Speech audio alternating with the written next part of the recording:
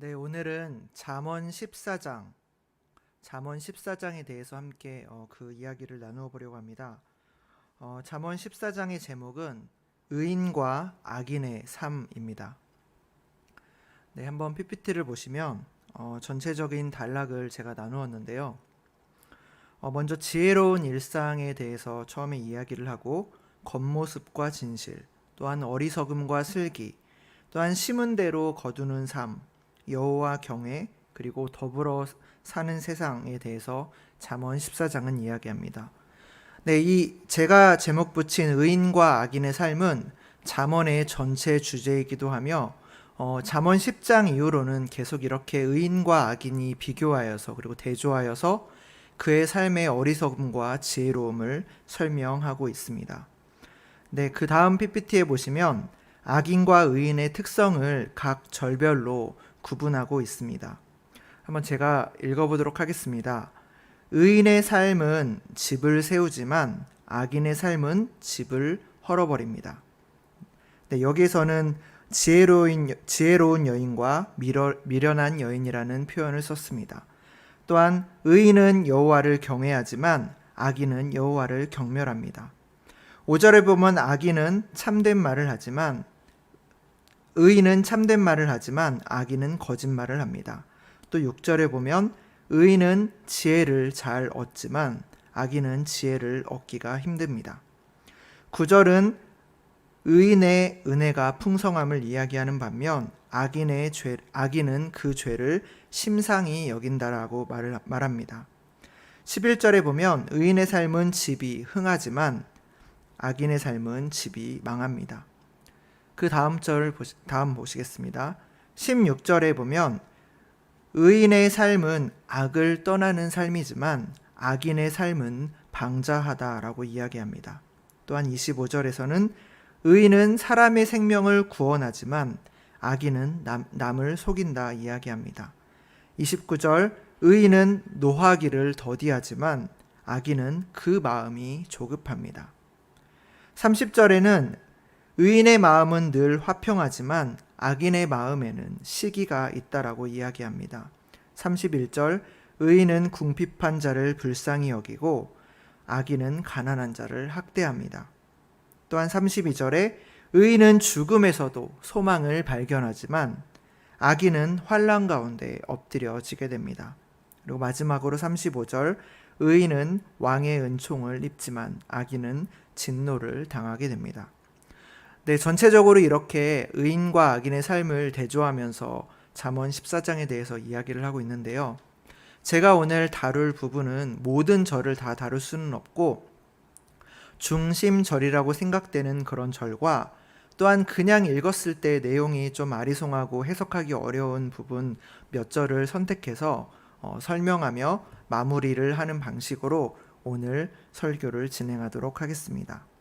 네, 먼저 첫 번째 PPT입니다. 1절입니다. 1절은 바로 지혜로운 여인과 미련한 여인에 대해서 이야기합니다. 우리 한번 1절 말씀을 한 목소리로 같이 읽어보도록 하겠습니다. 지혜로운 여인은 자기 집을 세우되 미련한 여인은 자기 손으로 그것을 허느니라. 아멘. 여기에서는 물론 여인이라는 말을 썼지만 여인이라는 말은 매우 광범위한 단어로 모든 연령층을 아우를 수 있는 단어입니다. 즉 집안의 여인이기도 하지만 집안의 가장일 수도 있고 집안의 한 구성원일 수도 있는 것입니다. 본문을 보면 본문에서 역시 결혼한 여인, 곧 아내로 제한될 필요는 없지만 이 지혜로운 여인이라고 하는 이 사람은 자기의 집을 세운다라고 이야기를 합니다. 여기서 세우다라는 뜻은 우리가 잘 알다시피 집안을 살린다는 의미입니다. 곧 여인의 집안이 그녀의 지혜로운 경영으로 인하여서 번영한다라는 뜻을 가지고 있습니다. 반면에 미련한 여인은 자기의 손으로 자기의 가정, 그리고 자기의 일터, 그리고 자기가 속한 모든 곳을 허물어 버립니다. 여기서 미련한 여인은 신중하게 생각하지 않고 닥치는 대로 행동하는 사람을 말합니다. 2절입니다. 2절은 정직하게 행하는 자와 패역하게 행하는 자를 대조하고 있습니다. 우리 2절 말씀을 한 목소리로 읽도록 하겠습니다. 정직하게 행하는 자는 여호와를 경외하여도 패역하게 행하는 자는 여호와를 경멸하느니라. 아멘. 네, 정직하게 행한다는 것은 자기가 세워놓은 그리고 하나님 앞에서 곧은 길을 걷는 사람을 말합니다. 그가 정직하게 살 수 있는 가장 큰 이유는 여호와 하나님을 경외하기 때문입니다. 그렇기 때문에 여호와 하나님을 따라가며 여호와 하나님께서 세운 율법과 또한 성경에 나와 있는 하나님의 말씀대로 살아가는 일을 말합니다. 그는 하나님이 정직하게 사는 사람을 얼마나 귀하게 여기시는지를 잘 알기 때문에 자신의 삶을 살아감에 있어 정직하고 성실하게 그 모든 일에 임합니다. 하지만 패역하게 행하는 자는 어떠할까요? 여호와의 굽은 길을 택하여 사는 패역한 자는 여호와를 경외하지 않으며 또한 바른 길로 가지 않습니다. 자신이 똑똑하다고 그리고 지혜롭기 때문에 하나님의 말씀이 필요 없다라고 이야기합니다. 이런 악인들은 여호와의 지혜와 훈계 또한 멸시합니다. 하나님께 속한 것을 멸시합니다. 복음을 멸시하고 이 세상의 주관자 되시고 이 세상을 창조하시고 이 세상을 선하게 이끌어 가시는 그 하나님의 권위를 업신 여기는 자들입니다. 또한 하나님이 만드신 자기의 이웃과 다른 이들을 멸시합니다. 또한 가난한 자를 멸시하고 살아있는 하나님의 말씀을 멸시하는 자들입니다. 2절에서는 이렇게 정직하게 행하는 자와 패역하게 행하는 자를 대조하고 있습니다. 네, 3절입니다.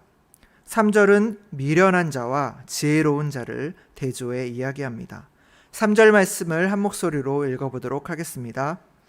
미련한 자는 교만하여 입으로 매를 자청하고 지혜로운 자의 입술은 자기를 보전하느니라.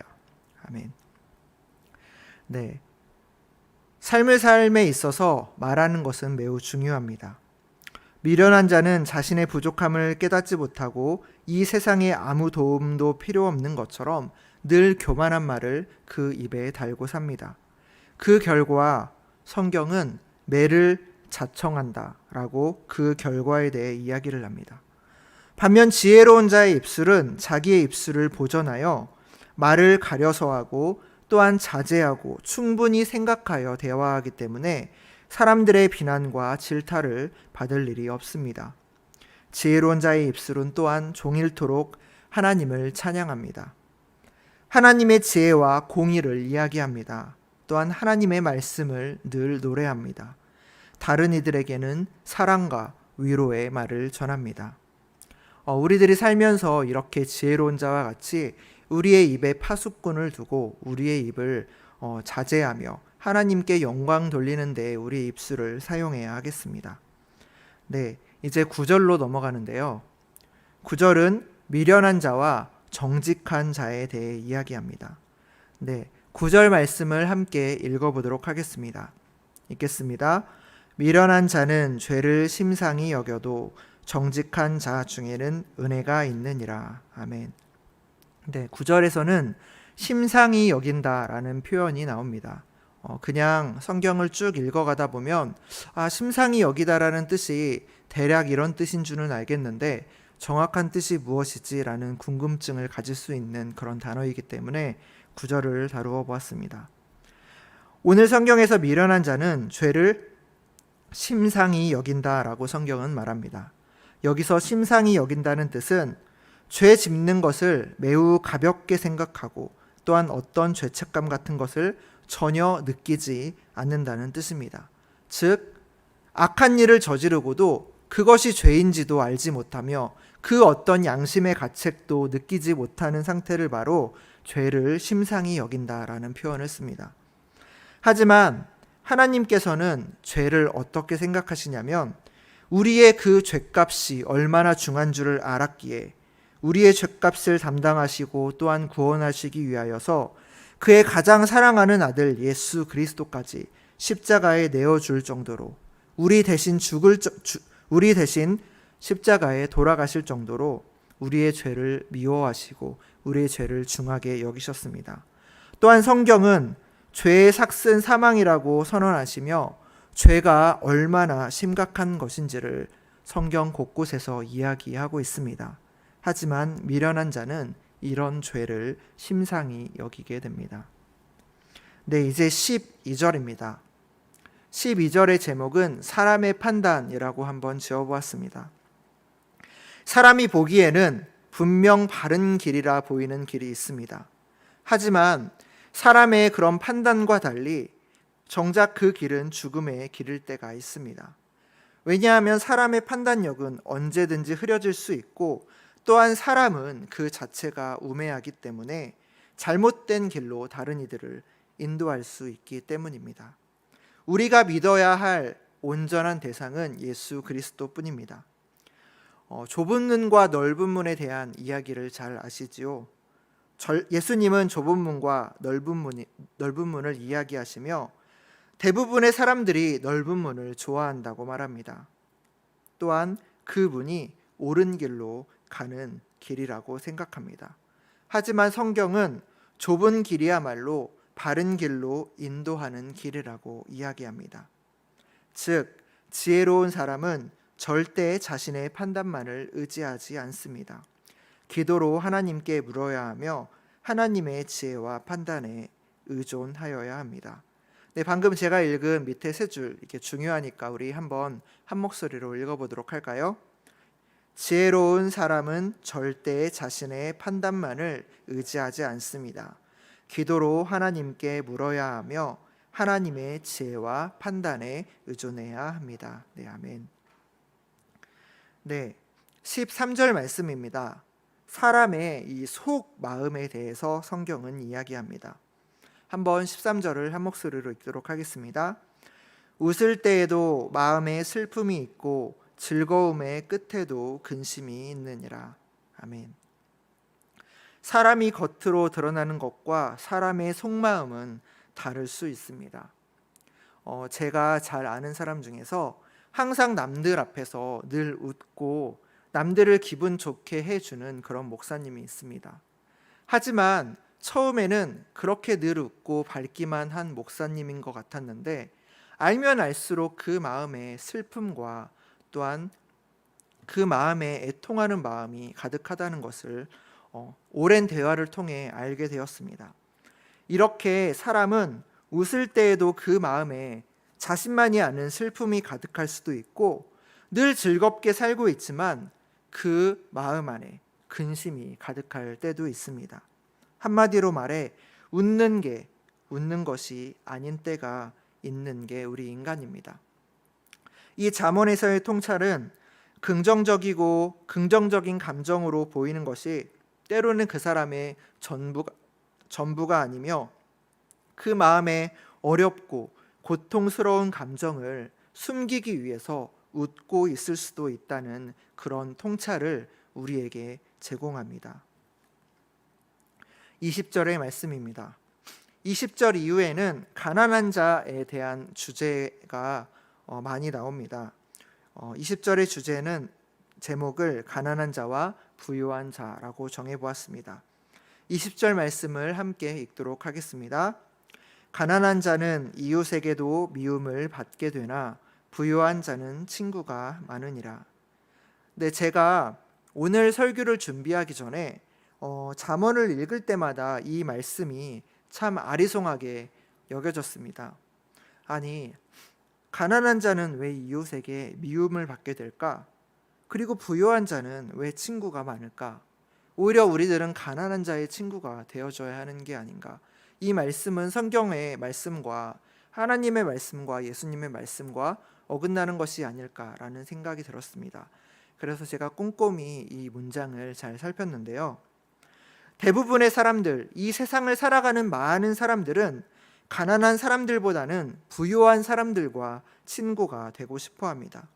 왜냐하면 가난한 사람들 옆에 자꾸 있다 보면 내가 그를 끊임없이 도와야 하는 일들이 발생하며 때론 그들 때문에 내가 지치게도 되고 또한 내가 힘들게도 되지만 부유한 자들 옆에 있으면 내가 받을 것, 즉 이익이 될 만한 것들을 그들이 많이 갖고 있기 때문입니다. 이와 같이 가난한 사람은 회피당하고 부유한 사람은 많은 친구들을 가지게 되는 세상 속에서 우리는 살아갑니다. 어찌 보면 우리가 살아가는 이 세상이 조금은 비뚤어져 있는 것이 아닌가 생각합니다. 대부분의 사람들은 이렇게 이해타산, 저 사람을 사귀면 나에게 분명히 재정적으로 그리고 여러 가지로 도움이 될 거야. 저 사람을 친구로 사귀면 내가 무언가를 주어야 할 거야. 라는 이런 이해타산을 생각하며 사람을 만나고 사람을 사귀고 또한 사람에게 접근합니다. 하지만 이런 방식은 예수님을 알지 못하는 이 세상의 논리이며 이 세상의 가치관이며 이 세상 사람들이 생각하고 살아가는 가치관입니다. 하지만 우리 하나님의 자녀된 믿는 우리들은 이러한 경제적 위치 또한 경제적 처지와 가진 것과 가지지 못한 자에 대한 구분 없이 서로를 사랑하고 환영해 주어야 합니다. 또한 예수님께서 세리와 창녀 그리고 그 시대에 소외받은 자들의 이웃이 그리고 친구가 되어 주셨던 것처럼 우리 역시 그런 예수님의 마음을 본받아 가난한 이들 그리고 나의 도움이 필요한 이웃과 친구가 되어야 합니다. 31절 말씀입니다. 31절 역시 가난한 자에 대한 돌봄에 대해서 성경은 이야기합니다. 31절 말씀을 함께 읽도록 하겠습니다. 가난한 사람을 학대하는 자는 그를 지으신 이를 멸시하는 자요, 궁핍한 사람을 불쌍히 여기는 자는 주를 공경하는 자니라. 아멘. 네, 잠언서에서는 전체적으로 하나님이 지혜로운 자를 재물로 축복한다. 그리고 미련한 자를 가난으로 괴롭힌다라고 종종 이야기하는 구절들이 있습니다. 이는 잠언서가 가난한 자의 궁핍함을 경멸한다고 이야기하려는 것이 아니라 악인과 의인 또한 지혜로운 자와 미련한 자의 삶을 이야기하기 위해서 드는 예입니다. 그런데 가난한 자가 가난하게 되는 것은 단지 게으름만이 그 이유가 아닙니다. 한 사람의 가난은 열심히 사는 것과 무관하게 사회적인 제도의 모순이나 그리고 사회적인 여러 압제 그리고 환경에서 올 수도 있기 때문입니다. 그렇기 때문에 가난한 자들을 압제하는 일은 그를 지으신 하나님을 공격하는 것이고 가난한 자들을 불쌍히 여기는 것은 하나님을 공경하는 일이라고 성경은 이야기합니다. 근데 우리는 보통 이렇게 이야기합니다. 부유하고 넉넉하게 살아가는 많은 이들을 보며 예수님을 열심히 믿고 교회에 열심히 다니니 축복을 받았다라고 이야기합니다. 물론 어느 정도는 맞는 이야기입니다. 하나님 앞에 성실하게 사는 자를 하나님께서는 축복하시기 때문입니다. 하지만 이런 가진 자의 축복을 너무나 지나치게 강조하다 보면 반드시 부딪혀야 하는 그런 벽이 있습니다. 그것은 가난한 자들과 어려움을 당한 채 살아가는 많은 이들에 대한 벽입니다. 예배를 그 누구보다 열심히 드리지만 그럼에도 가난한 사람이 있는 반면에 교회에 빠지지 않고 다니고 있지만 그럼에도 믿음도 정말 좋지만 그럼에도 이해할 수 없는 어려움과 아픔을 겪는 그런 이들이 있습니다. 가난한 사람과 어려움 속에서 살아가는 사람은 예배를 드리지 않아서 그런 어려움을 겪는 것일까요? 기도를 하지 않아서 믿음이 좋지 않아서 그들의 삶에는 늘 어려움만 찾아오는 것일까요? 그것만은 아닐 것입니다. 우리가 살아가는 세상은 매우 복잡합니다. 한 사람의 이런 가난함 역시 개인의 어쩔 수 없는 사회적 제도나 모순 속에서 설명하기 어려운 이유로 얽혀 있기 때문에 그 사람의 가난을 판단하면 안 됩니다. 우리들이 그저 그들을 바라보며 할 수 있는 것은 다른 이들의 고통과 다른 이들의 가난 앞에 그들을 위로하고 긍휼한 마음을 가지는 것입니다.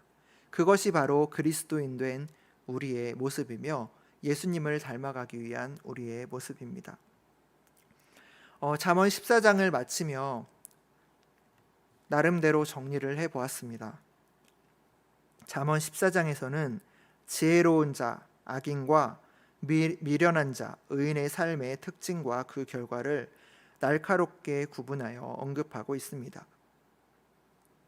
의인과 악인의 지혜는 자연적으로 자신의 사는 삶에 반영이 됩니다. 이는 의로운 사람은 의로운 영향력을 끼치며 매일의 삶을 살아간다는 것이고, 미련한 자 의인은 미련하게 내 주위에 그런 영향력을 끼치며 살아간다는 말입니다.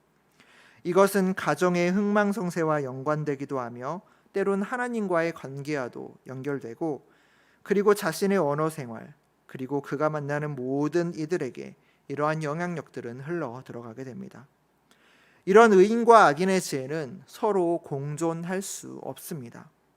악인은 죄를 즐기지만 의인은 하나님의 은혜를 누리기 때문입니다. 그리고 우리는 때론 너는 악인이야, 너는 의인이야 라고 그렇게 악인과 의인의 기준을 나누기도 하지만, 그런 자기 중심적인 관점으로는 의인과 악인의 삶을 구별하기 힘듭니다. 오직 하나님의 입장에서만이 악인과 의인의 기준이 세워질 수 있다는 것을 늘 명심해야 하겠습니다. 두 번째입니다. 오늘 말씀에서는 의인과 악인의 삶, 그리고 의로운 삶의 방식과 악인의 삶을 계속 대조하면서 풀어가고 있는데요.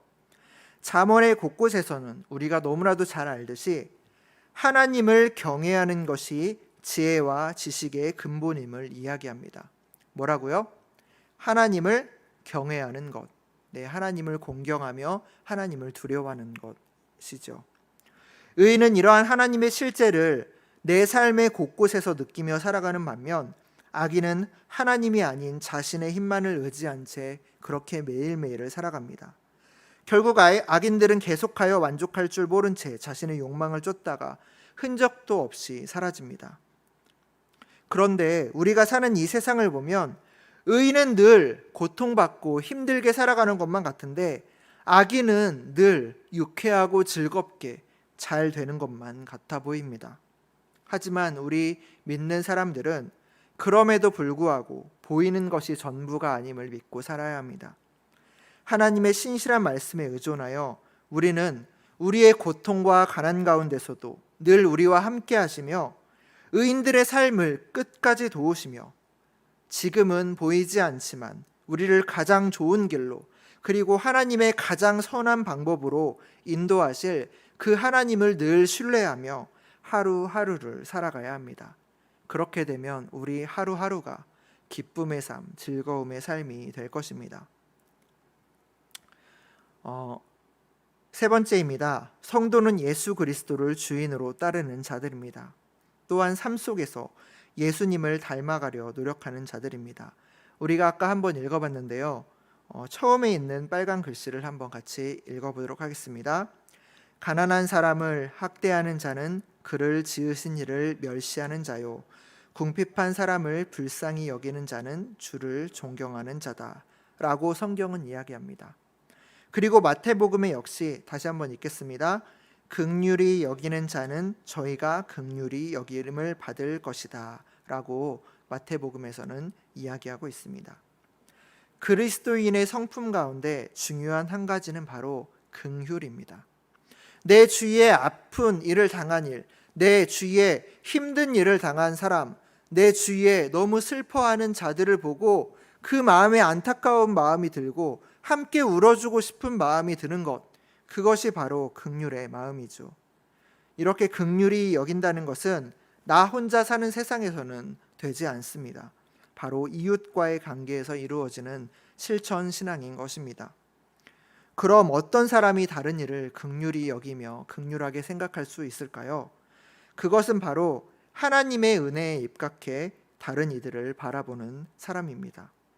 내가 먼저 하나님 앞에, 그리고 영적으로 얼마나 가난한 사람이며 내가 얼마나 큰 죄를 가지고 있는 연약한 자임을 먼저 깨달을 때, 그런 나를 주님께서 어떻게 사랑해 주셨는지를 깨달을 때 우리는 그 사랑으로 말미암아 다른 이들을 긍휼히 여길 수 있는 것입니다. 즉 하나님의 사랑에 흠뻑 젖어 사는 사람만이 다른 이들을 긍휼히 여길 수 있는 것입니다. 네, 마지막 페이지입니다. 이렇게 긍휼은 우리 안에 타고난 성품이 아닙니다. 예수님을 믿고 예수님을 닮아가려고 노력할 때 얻어지는, 그리고 하나님의 은혜로 얻어지는 후천적인 그리스도인의 성품입니다. 내 마음 안에는 다른 이들을 긍휼히 여기는 긍휼의 마음이 있습니까? 성경에서 말하는 긍휼히 여기는 사람은 하나님의 긍휼을, 우리를 값없이 사랑해 주신 그 하나님의 사랑을 누구보다도 잘 아는 사람입니다. 한번 우리 빨간 글씨 세 줄 마지막으로 같이 읽어보도록 하겠습니다. 읽겠습니다. 예수님이 바로 긍휼의 모델이신 것입니다. 자신을 손가락질한 자들, 자신을 버린 자들, 자신을 십자가에 못 박은 자들을 예수님께서는 용서하셨고 오히려 그들을 긍휼히 여기셨습니다. 아멘. 우리는 이런 주님의 모습을 닮아가야 하는 사람들입니다. 사도행전에 보면 스데반은 이런 주님의 긍휼을 닮은 제자였습니다. 유대인들이 던진 돌에, 이방인들이 던진 돌에 맞아 피 흘리며 죽어가면서도 그들을 절대 저주하지 않았습니다. 오히려 자기에게 돌을 던지는 이들을 보며 주여 이 죄를 저들에게 돌리지 마옵소서라고 오히려 그들을 축복합니다. 이런 사람이 바로 하나님의 긍휼을 아는 사람입니다. 우리는 이렇게 하나님의 긍휼을 본받아 내 주위의 약한 이들과 가난한 이들을 이런 긍휼의 마음으로 바라보아야 하겠습니다. 그것이 바로 하나님의 마음이기 때문입니다. 마치며 기도 제목을 정리해 보았습니다. 우리 세 가지 기도 제목을 함께 읽고 기도하도록 하겠습니다. 같이 읽겠습니다. 자신의 힘을 의지한 채 살아가는 어리석음에서 벗어나게 하시고 하나님의 실제를 삶의 곳곳에서 느끼며 살아가는 의인의 삶을 살게 하옵소서. 악인들이 잘 되고 번성하는 듯한 이 세상 속에서도 우리를 가장 선한 길로 인도하시는 하나님을 온전히 신뢰하게 하소서. 강자들의 횡포에 시달리는 약자들과 가난한 자를 사랑하셨던 하나님의 긍휼을 본받아 그들의 벗과 작은 위로 되게 하시고 그들에게 예수님의 사랑을 나누는 자 되게 하옵소서. 아멘. 이 시간 기도하고 설교를 마치도록 하겠습니다.